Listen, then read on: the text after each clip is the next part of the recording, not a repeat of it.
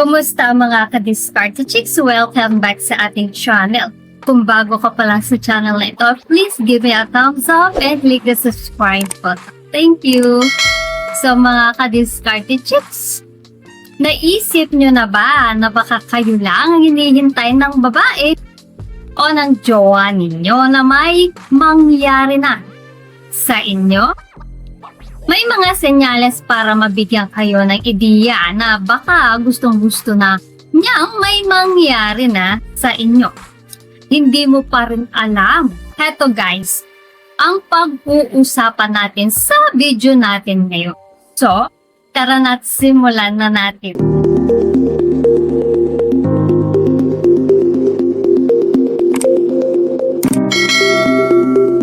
Number 1.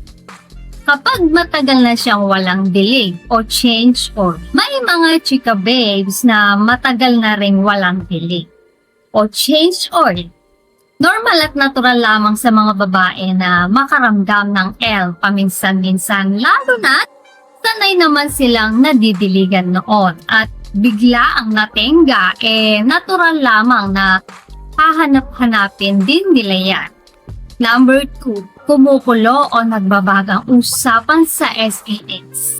Kapag open at ganado ang chika babes, na pag-usapan ng mga experiences niya sa bakbakan sa mga ex niya ay malaking indikasyon ito na may gusto siyang mangyari sa inyo. Tandaan nyo guys, ang mga ganito nga usapin ay hindi basta-bastang pinag-uusapan o binubuksan ng babae. Kung kani-kanino lamang. Napaka-private nito kung tutuusin. So, kapag open naman siya sa ganitong mainit ang usapan ay malamang baka nagliliyab na siya sa loob. Pwede nang diligan ang nagbabagang mga apoy. So, number 3, siya ang nag-aaya sa inyo. Kung ang chika babes na hindi mo pa jowa o kahit jowa mo na rin ay bigla kang in-invite sa date at nandun ang ilang lahat ng elemento ng nabanggit ko na sa itaas ay malaking indikasyon. Ito na may binabalak siyang lutuin, lalo na kung sa bahay niya ikaw inimbitahan at nag-iisa lamang siya doon. Ang babae kasi, mga guys, hindi naman kami basta-basta nangungunang mag-ayang makipag-date at lalong-lalo na ang mag-ayang makipag-date dun sa mismo sa bahay namin ng basta-basta lang. So number 4, malapit na siyang magkaroon. Mga guys, may mga babaeng gusto ng dilig kapag malapit na ang kanilang kabuwanan. Meron namang iba kapag kakatapos lang. Ito ay masasabi nga isang normal na pangyayari sa cycle ng babae. Kaya kung paswertihan ninyo ito, di wow.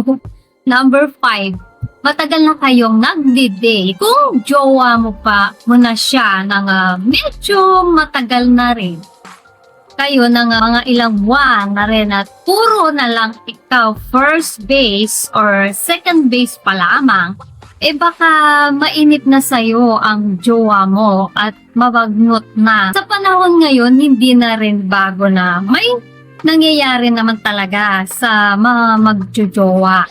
Minsan pa nga ay nakakapagtaka na rin kapag matagal-tagal na silang magjowa ay wala pa na rin nangyayari. So kung matagal na kayong magjowa o nagdidate at mukhang pasado ka naman sa babae at umaabot naman ng second base ang inyong intimacy, bakit hindi mo dalhin sa next step ang inyong intimacy? Basta mga guys, be sure lang na talagang mahal mo ang babae at maging responsible sa inyong mga aksyon. Huwag na huwag mong gagawin yung dahil gusto mo lang gamitin ang babae. So, masama po yun. So, number 6, nagpapahiwatig siya physically sa'yo.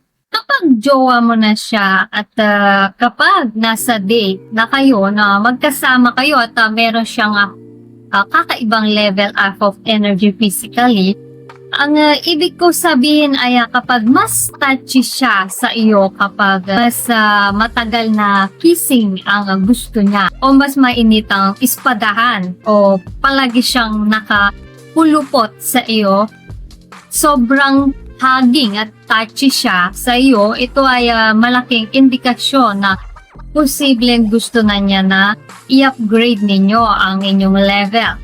May kilala ako mga guys na matagal na silang mag-jowa, 3 years na, at hanggang level 2 pa rin ang kanilang intimacy. Sabi niya, pabirong nagpapahiwatig na sa kanya ang girl na i-level up na nila, pero kung medyo conservative ang lalaki ay hindi niya ito pinansin. Ayun, nakakita ng iba si girl, iniwan siya.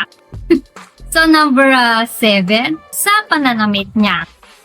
Heto guys makinig kayong mabuti. Dapat talaga, kapag nakikipag-date kayo sa babae, ay talasan ninyo ang inyong mga mata at ino. Ang babae, hindi yan mananamit ng medyo seductive dahil trip lang niya. May dahilan yan mga guys. Kung date rating, nagde-date kayo at medyo mahaba ang suot niya at lately ay medyo seductive na, ang dating niya ay baka nagpapahiwatig na siya na hinog na ang prutas at kailangan ng pitasin ito. At kapag siya ay humahalimuyak ang bango niya, ibig sabihin siguro ay gusto niya mapansin mo kabanguhan niya. So, maging sensitive kayo sa kanyang kasuotan Hindi naman kasi kami magdadamit na ganyan sa lalaking hindi naman namin type talaga. O hindi kami na-attract. Kapag seductive kami nga manamit, malamang baka gusto naming may mangyaring espesyal sa gabi namin.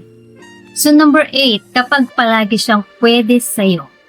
Guys, kapag ayain mo ang isang chika base at halos, palagi siyang pwede o game sa iyong makipag-date, lalo na kahit medyo kalayuan ang lugar niya at mag-e-effort siyang makipag-meet up sa'yo, naku, hindi mag-aaksaya ng oras at effort yan. Kung wala lang, malamang sa malamang ay type ka niya at baka game siyang may mangyari sa inyo. Number 9, kapag ayaw pa niyang umuwi. Mga guys, kapag nasa date na kayo ng chika babes ninyo at medyo lumalalim na ang gabi at nagpapahiwatig ka na sa kanya na baka gusto na niyang umuwi at ayaw pa niya guys. Malaking posibilidad ito na gusto niya ng bakbakan, lalo na nakaka-second base ka na sa kanya ng gabing yun. Baka ayaw niyang mabitin siya. Bakit di mo subukang i-level up na basta ba alam mo ang pinapasok mo Be responsible mga guys.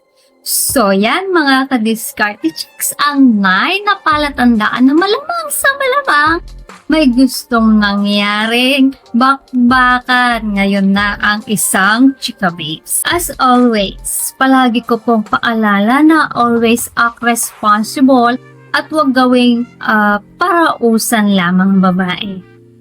Ang babae po dapat minamahal at hindi ginagamit lamang. Kung nagustuhan niyo po ang video na ito, huwag kalimutang mag-like, share, and subscribe para sa iba pang useful na content. Maraming salamat po sa panonood. Hanggang sa susunod na video, ingat kayo palagi. Let's spread love.